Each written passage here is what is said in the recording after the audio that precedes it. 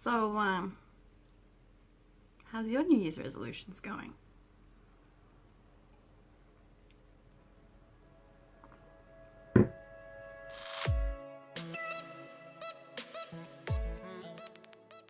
Every year it's the same thing. I'm gonna finish my book.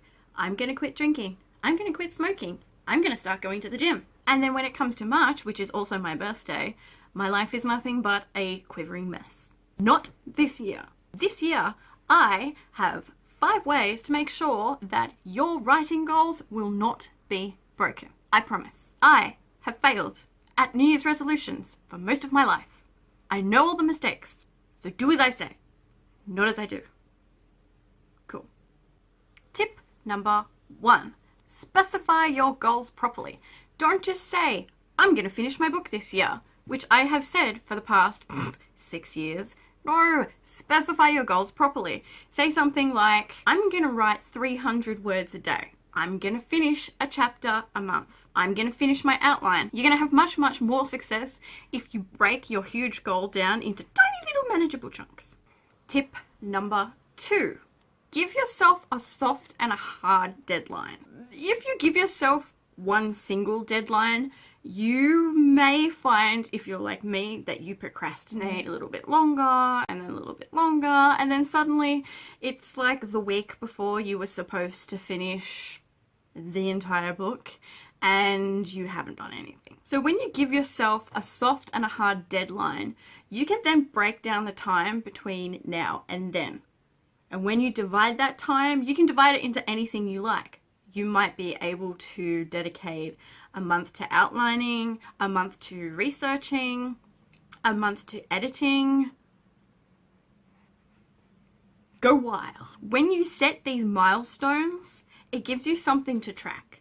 And everybody loves being able to cross something off on a list. It is the best feeling in the world to be able to put a little tick in a box to say, yeah, I completed that thing. It's like setting yourself a bazillion little New Year's resolutions that you can then tick off one by one. And speaking of seeing results, that brings me to point number 3. Track your progress. Don't be ashamed to write everything down. That fuzzy feeling of accomplishment that you get when you are doing something special for this brand new goal is some of the best motivation that you can find when you're trying to work towards a goal. I'm giving you permission to go all out on this thing. You can make a poster, you can make a vision board. Be very, very careful if you're on Pinterest, because it is very, very, very easy to disappear into that black hole. Trust me, I've done it a lot. You can buy a brand new bullet journal. You can buy all of the washi tapes. You can washi tape your study for all I care. Colored pens, chalk, textures, blood. Don't use blood. Anything that gets you excited about the tasks that you're setting out for yourself. If all out Bujo spreads aren't your thing, well then that's perfectly cool. Just write a list. Just make sure that your tracker is in a really easily accessible place. And it's not like me, where you stick your Bujo into the bottom of your bag and then it stays there for about 3 months. With everything else in my life that I've ever lost. Like my sanity. And finally, number 5, make yourself accountable.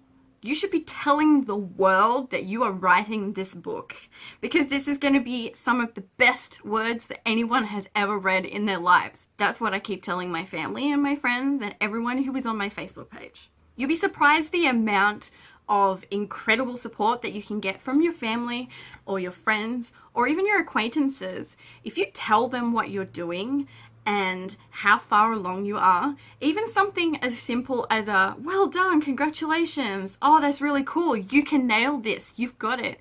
That can sometimes be enough to keep you going. Don't be afraid to broadcast if you're struggling too, because that encouragement is also gonna come along. Because, I mean, what are friends for if not to give you a good boot up the ass to finish your book? So, to recap, 1, specify your goals. 2, set yourself milestones so that you can keep track of your progress. 3, track your progress. Set it out in a physical tracker so that you have something to cross off when you complete tasks. 4, celebrate your progress, buy yourself something, take yourself out for dinner, have a glass of wine. And 5, make yourself accountable and count on all of your friends and your family and tell the world that you are going to be writing this book. Because if you do this, you're going to find that come next New Year's, you're going to be setting a brand new list with brand new tasks to complete book 2.